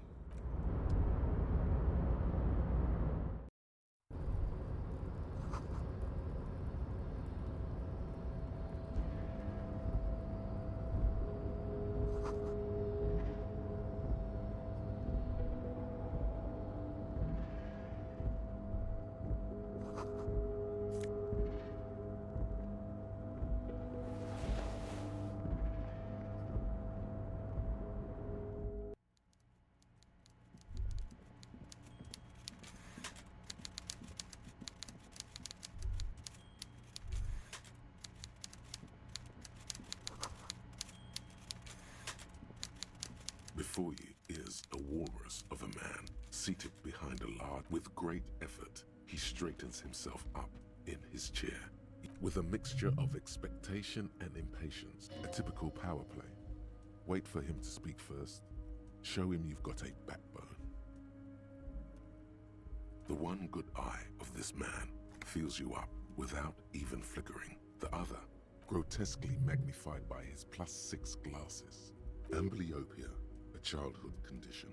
For a moment, you don't know where to look. It is unbearably humid in the trailer, yet he's unperturbed, holding his own. At first, nothing happens. His face wears a wide and self-satisfied smile. Like a general over his maps, he plots his moves. Judging by the way... So... Mr. Dubois, Mr. Kitsuragi, how nice that you found a moment to pay a visit to the Debardairs Union. I'm Everard Clare, head of this little operation here. Please, have a seat. The folding chair looks like a torture device. You go ahead, detective. Whatever he has in store for you, forget about that. What's with this Dubois stuff?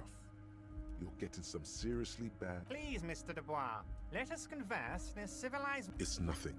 Yes, that's probably right. It's nothing. He's trying to throw you off your game with this Dubois nonsense. Don't give him the pleasure.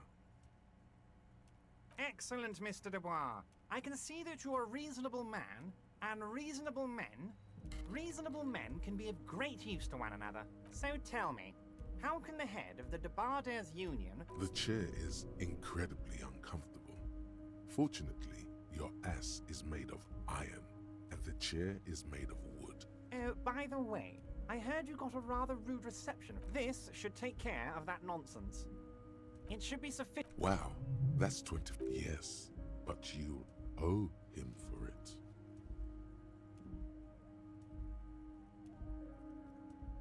Is there anything you'd like to... No.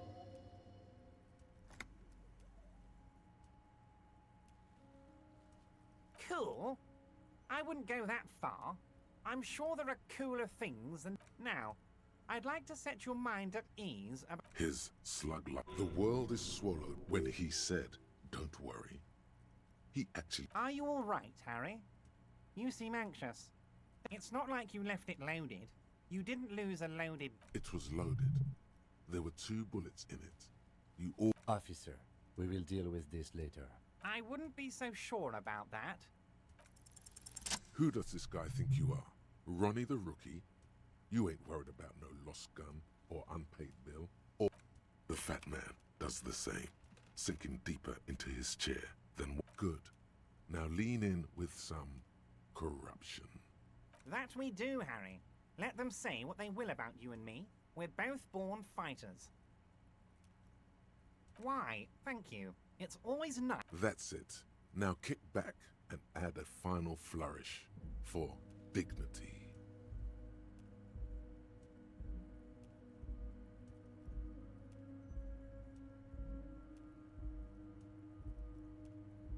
You strike me as a reasonable man, Harry. I like that in a law. I think we'd like to ask you a few questions. Some questions. Whatever you do, don't ask him about the gun first. You don't want him thinking you're scared.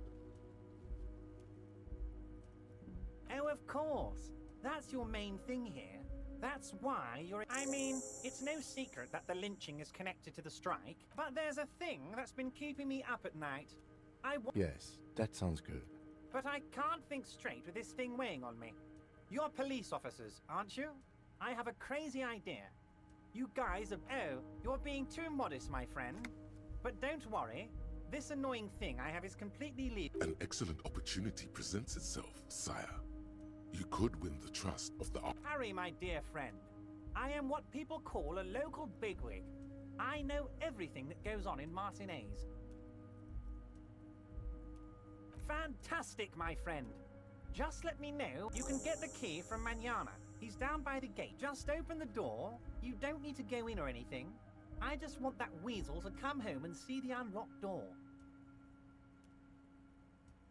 Yes, your lost gun. My best men are on it. Your gun will be found, Harry. The only way to find it seems to be working with him. He might even be holding your gun. Who knows? Only one thing is certain. Harry, Harry. I was only trying to be tactful. Kids could be playing gun roulette with it as... I assure you, we are working on locating the missing... The lieutenant is concerned. Excellent, Mr. Kitsuragi. That's excellent news. Wait. You need this to get in and out through the gate.